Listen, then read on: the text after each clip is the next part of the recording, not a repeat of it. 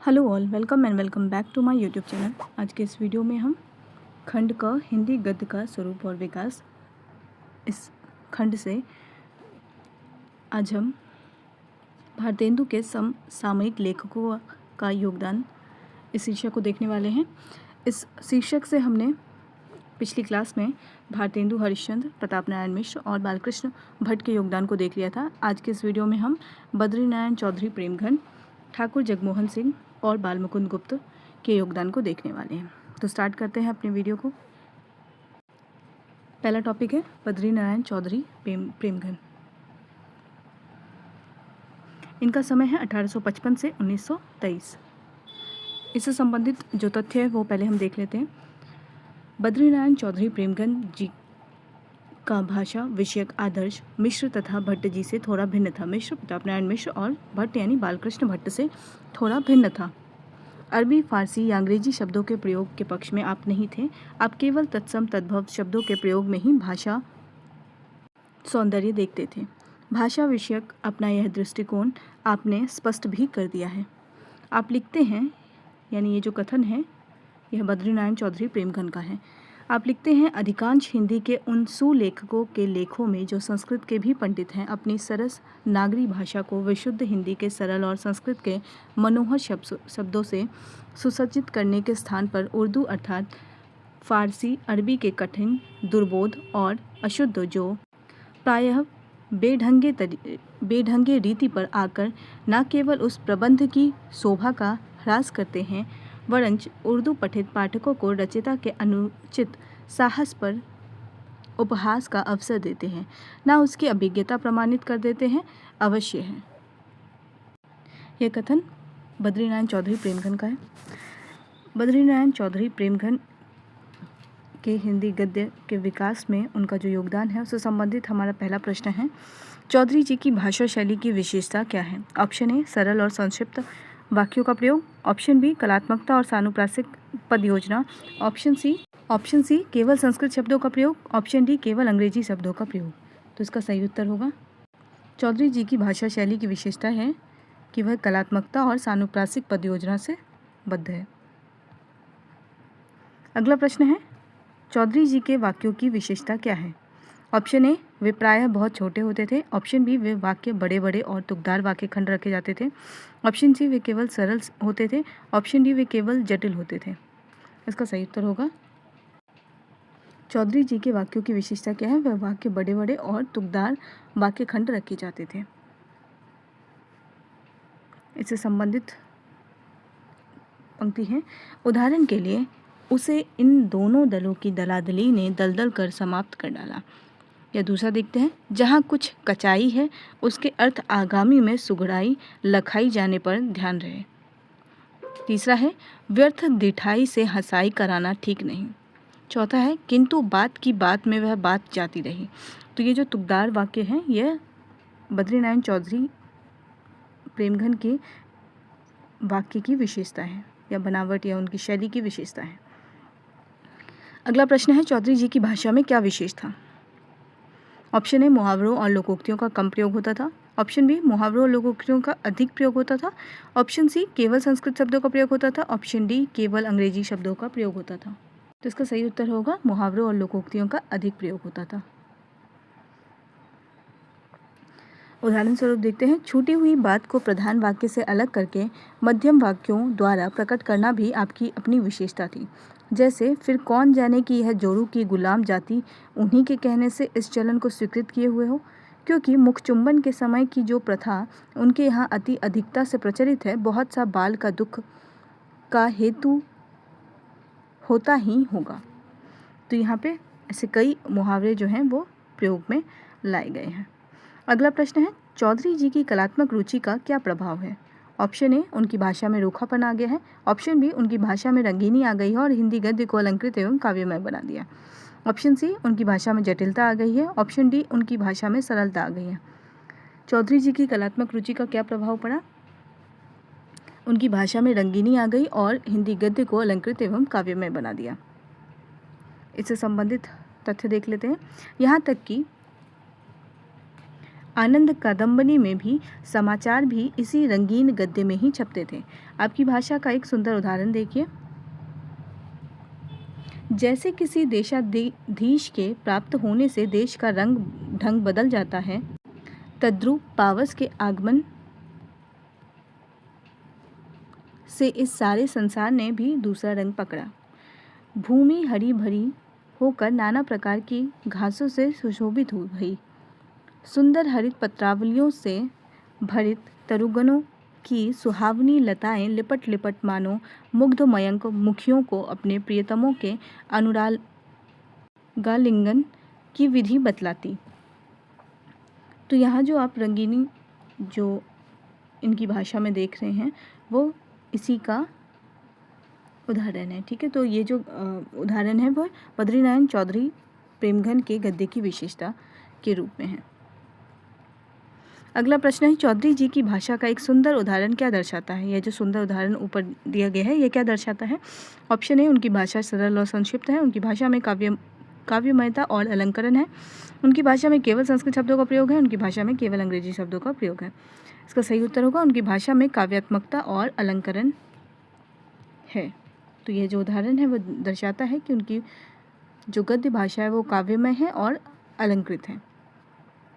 उदाहरण स्वरूप अगर देखें तो भाषा के पुराने प्रयोग तौभी, कभी, तभी, पुस्तकें, करें, निकालें, संस्कृत के बने बनाए शब्द रूप जैसे पूर्णरीत्या, हठात, बलात्, येन केन प्रकारेण, भाववाचक संज्ञाओं के भारी भरकम रूप, स्वातंत्र्य, स्वाच्छंद्य आदि विशेषताएं तत्कालीन अन्य गद्य लेखकों की भांति आपकी भाषा में भी देखी जा सकती हैं। तो भाषा का जो स्वरूप हम प्रताप नारायण मिश्र, भारतेंदु हरिश्चंद्र और बालकृष्ण भट्ट में जिस रूप में देखते आए हैं वही रूप हम कहीं ना कहीं बद्रीनारायण चौधरी प्रेमघन के भी गद्य रूपों में देखते हैं। अगले जो हमारे गद्य लेखक हैं वो हैं ठाकुर जगमोहन सिंह, और ये भी भारतेंदु मंडल से ही जुड़े हुए रचनाकार हैं। इनका समय है 1857 से 1899 ईस्वी। ठीक है, समय आप सबका याद रखेंगे। इनसे संबंधित पहला प्रश्न है, ठाकुर जगमोहन सिंह की शैली की विशेषता क्या है? ऑप्शन ए, लंबे लंबे वाक्यों की जटिलता। ऑप्शन बी, शब्द शोधन और अनुप्रास की प्रवृत्ति। ऑप्शन सी, केवल संस्कृत शब्दों का प्रयोग। ऑप्शन डी, केवल अंग्रेजी शब्दों का प्रयोग। तो इसका सही उत्तर होगा बी, शब्द शोधन और अनुप्रास की प्रवृत्ति। यानी ठाकुर जगमोहन सिंह की क्या प्रवृत्ति रही है, उनकी गद्य की शैली क्या रही है? शब्द को शोधना और अनुप्रास की प्रवृत्ति, यानी अनुप्रास अलंकार का अत्यधिक प्रयोग। अगला प्रश्न है, आचार्य शुक्ल के अनुसार ठाकुर जगमोहन सिंह की भाषा में क्या विशेष है?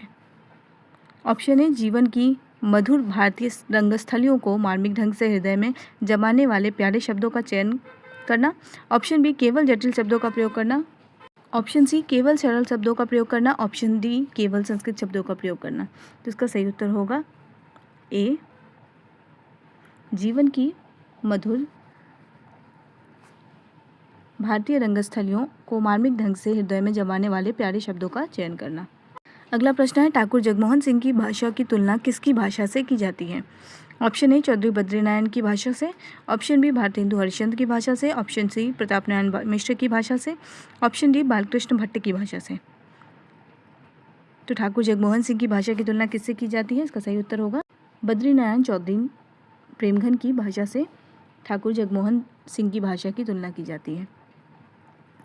अगला प्रश्न है, ठाकुर जगमोहन सिंह की भाषा में क्या नहीं पाया जाता है? ऑप्शन ए, लंबे लंबे वाक्यों की जटिलता। ऑप्शन बी, शब्द शोधन और अनुप्रास की प्रवृत्ति। ऑप्शन सी, जीवन की मधुर भारतीय रंगस्थलियों का वर्णन। ऑप्शन डी, प्यारे शब्दों का चयन। तो इसका सही उत्तर होगा लंबे लंबे वाक्यों की जटिलता जो है यह ठाकुर जगमोहन सिंह की भाषा में नहीं पाया जाता है। तो इसका उत्तर तो सही होगा बी, ए, लेकिन जो अगर हम देखें तो लंबे लंबे वाक्यों की जटिलता जो है वो हम बद्रीनारायण चौधरी प्रेमघन के गद्य में देखते हैं। यहाँ पर अगर हम देखें शब्द शोधन और अनुप्रास की प्रवृत्ति जगमोहन सिंह के गद्यों में दिखाई देती है। जीवन की मधुर भारतीय रंगस्थलियों का वर्णन है इसमें, और प्यारे शब्दों का चयन है। ठाकुर साहब की भाषा के विषय में आचार्य रामचंद्र शुक्ल का यह कथन, तो यह महत्वपूर्ण हो जाता है क्योंकि शुक्ल जी का यह कथन है। इनका कथन है, ठाकुर जगमोहन सिंह की शैली शब्द शोधन और अनुप्रास की प्रवृत्ति के कारण चौधरी बद्रीनारायण की शैली से मिलती जुलती है, पर उसमें लंबे लंबे वाक्यों की जटिलता नहीं पाई जाती। इसके अतिरिक्त उनकी भाषा में जीवन की मधुर भारतीय रंगस्थलियों को मार्मिक ढंग से हृदय में जमाने वाले प्यारे शब्दों का चयन अपनी अलग विशेषता रखता है। यानी अगर हम देखें तो बद्रीनारायण चौधरी की शैली जो है वो लंबे लंबे वाक्यों की जटिलता में कहीं ना कहीं फंस चुकी है, लेकिन अगर हम जगमोहन सिंह की शैली की बात करें तो इसमें जीवन की मधुर भारतीय रंगस्थलियों का मार्मिक ढंग से चित्रण किया गया है और ऐसे शब्दों का चयन किया गया है जो जीवन के मधुर पक्षों को दिखा सके या मार्मिक पक्ष को दिखा सके। और अनुप्रास की प्रवृत्ति भी इनमें पाई जाती है, शब्द शोधन की प्रवृत्ति भी इनमें पाई जाती है। तो दोनों में जो अंतर है वो शुक्ल जी स्पष्ट करते हैं तुलना करते हुए। आचार्य शुक्ल के कथन की सत्यता क्या दर्शाता है? ऑप्शन ए ठाकुर जगमोहन सिंह की भाषा का एक उदाहरण, ऑप्शन बी चौधरी बद्रीनारायण की भाषा का एक उदाहरण, ऑप्शन सी प्रताप नारायण मिश्र की भाषा का एक उदाहरण, या ऑप्शन डी भारतेंदु हरिश्चंद्र की भाषा का एक उदाहरण। तो इसका सही उत्तर होगा ठाकुर जगमोहन सिंह की भाषा का एक उदाहरण है। इनकी भाषा का एक और उदाहरण देखिए। ऐसे दंडकारण्य के प्रदेश में भगवती चित्रोपला जो नीलोत्पलों की झाड़ियों और मनोहर पहाड़ियों के बीच होकर बहती है, कंकगिद्ध नामक पर्वत से निकल अनेक दुर्गम विषम और असम भूमि के ऊपर से बहुत से तीर्थों और नगरों को अपने पुण्य जल से पावन करती पूर्व समुद्र में गिरती है। तो ये जो उदाहरण है वह स्पष्ट रूप से जो शुक्ल जी ने रेखांकित किया था, मधुर भारतीय रंगस्थलियों को मार्मिक ढंग से हृदय में जमाने वाले प्यारे शब्दों का चयन अपनी आपकी अलग विशेषता रखती है। तो यह उदाहरण जो है इसको स्पष्ट करती है ना। अगले गद्य लेखक के रूप में बाल मुकुंद गुप्त जी हैं, जिनका समय 1865 से 1907 ईस्वी है। इनके विषय में जान लेते हैं। हिंदी गद्य के परिमार्जन में आपका बहुत बड़ा योगदान है। आचार्य द्विवेदी से अनिस्थिरता शब्द के प्रयोग को लेकर आपने जो विवाद खड़ा किया था उसका ऐतिहासिक महत्व है। इस विवाद के बाद हिंदी गद्य लेखन में अधिक सावधानी बरती जाने लगी। हिंदी गद्य शैली का व्यवहारिक, चुस्त, चुटीली, ओजस्वी, व्यंग्यपूर्ण तथा प्रवाहमयी बनाने में आपको सर्वाधिक सफलता प्राप्त हुई है। आप उर्दू से हिंदी में आए थे, इसलिए उर्दू की बारीकियों का हिंदी में सहज प्रवेश आपके माध्यम से हुआ। आपके तर्कों से आचार्य द्विवेदी भी तिलमिला गए थे। तो ये जो पंक्ति है वह रामचंद्र तिवारी की पुस्तक से ली गई है और जो भाषा का विवाद महावीर प्रसाद द्विवेदी और बाल मुकुंद गुप्त के बीच में था उसको यहाँ पे रेखांकित किया गया है। इससे संबंधित जो पहला प्रश्न है, यानी बाल मुकुंद गुप्त से संबंधित पहला प्रश्न है, बाल मुकुंद गुप्त को किस रूप में देखा जा सकता है? ऑप्शन ए भारतेंदु युग के एक प्रमुख कवि के रूप में, ऑप्शन बी भारतेंदु एवं द्विवेदी युग को जोड़ने वाली कड़ी के रूप में, ऑप्शन सी द्विवेदी युग के एक प्रमुख उपन्यासकार के रूप में, ऑप्शन डी भारतेंदु युग के एक प्रमुख नाटककार के रूप में। तो इसका सही उत्तर क्या होगा? बाल मुकुंद गुप्त को भारतेंदु एवं द्विवेदी युग को जोड़ने वाली कड़ी के रूप में देखा जाता है। अगला प्रश्न है, बाबू बाल मुकुंद गुप्त के गद्य की विशेषता क्या है? ऑप्शन ए जटिलता और विद्वता, ऑप्शन बी ओजस्विता और प्रखरता, ऑप्शन सी सरलता और संक्षिप्तता, ऑप्शन डी काव्यमयता। तो इसका सही उत्तर हो जाएगा ओजस्विता और प्रखरता इनके गद्य की विशेषता है। बाल मुकुंद गुप्त के गद्य की विशेषता ओजस्विता और प्रखरता है। अगला प्रश्न है, बाल मुकुंद गुप्त के गद्य में क्या विशेष है? ऑप्शन ए अनावश्यक एवं अप्रचलित उर्दू शब्दों का प्रयोग, ऑप्शन बी मुहावरों और कहावतों का समावेश, ऑप्शन सी केवल संस्कृत शब्दों का प्रयोग, ऑप्शन डी केवल अंग्रेजी शब्दों का प्रयोग। बाल मुकुंद गुप्त के गद्य की क्या विशेषता है? इसका सही उत्तर होगा मुहावरों और कहावतों का समावेश। अगला प्रश्न है, बाबू बाल मुकुंद गुप्त की भाषा में क्या विशेष है? ऑप्शन ए केवल हिंदी शब्दों का प्रयोग, ऑप्शन बी हिंदी उर्दू मिश्रित भाषा का प्रयोग, केवल अंग्रेजी शब्दों का प्रयोग, ऑप्शन डी केवल संस्कृत शब्दों का प्रयोग। तो इसका सही उत्तर होगा बाबू बाल मुकुंद गुप्त की भाषा में हिंदी उर्दू मिश्रित भाषा का प्रयोग दिखाई देता है।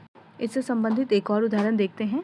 आपके चुस्त, प्रखर और फटकार गर्भित गद्य का एक नमूना देखिए।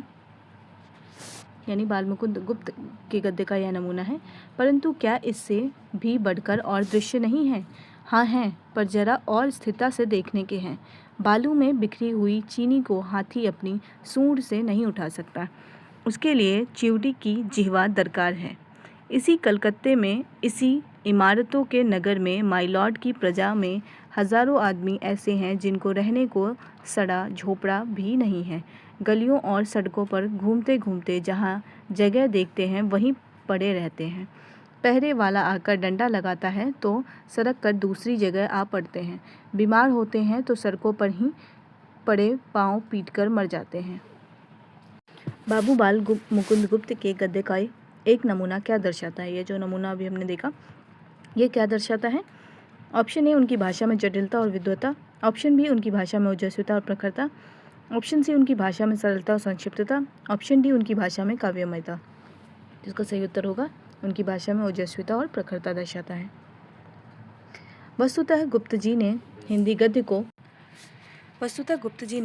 गद्य को अपनी अनन्य देशभक्ति एवं प्रखर राष्ट्रीय चेतना की आभा से दीप्त कर दिया।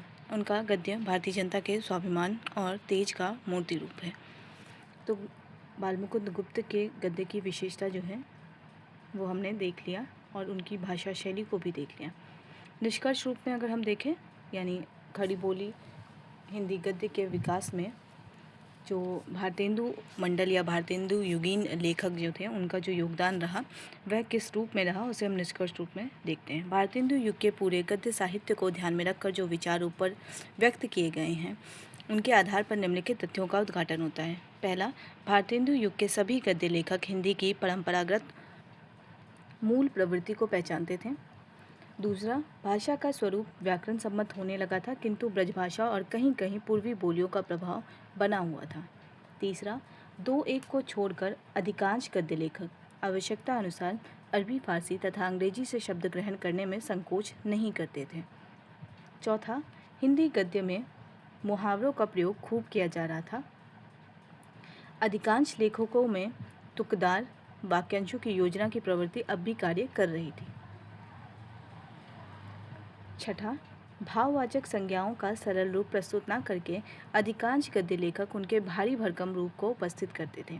आपने सभी रचनाकारों या गद्य लेखकों की विशेषताओं को देखा था और उनमें जो कमियां थी वह भी आपने देखा था।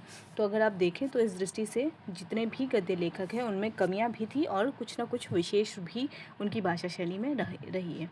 सातवां, अगर हम देखें तो गद्य में काव्य तत्व की वृद्धि होने लगी थी।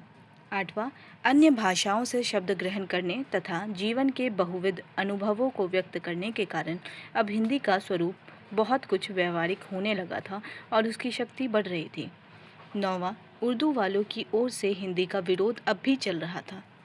10वां, शैली की दृष्टि से हिंदी गद्य बहुत कुछ बोलचाल की शैली और भाषण शैली से अधिक प्रभावित हो रहा था। 11वां, भारतेंदु को आदर्श मानने के बावजूद अभी भी हिंदी गद्य में एक रूपता का अभाव था और प्रत्येक लेखक अपनी इच्छा से परिचालित होकर लिख रहा था। तो यहाँ तक हमने देखा तो ये भारतेंदु मंडल के जितने लेखक थे, गद्य लेखक थे, उन सभी की जो भाषागत विशेषता थी, उनकी जो शैलियाँ थी, वह हिंदी गद्य के विकास में जिस रूप में अपनी भूमिका निभा रहे थे उसे हमने इस शीर्षक में देखा। आगे हम द्विवेदी युग में देखेंगे, महावीर प्रसाद द्विवेदी और जो समकालीन लेखक हैं उन्होंने किस रूप से यानी किस तरह से इसमें अपना योगदान दिया है। तो वीडियो को यहीं पे एंड करते हैं। वीडियो को एंड तक देखने के लिए थैंक यू सो मच। कोई डाउट हो तो आप कमेंट सेक्शन में पूछ सकते हैं। इससे पहले की जितने भी वीडियोज़ हैं वो मैं आई बटन में शेयर कर दूँगी, आप वहाँ से पहले वाले वीडियोज़ को देख सकते हैं।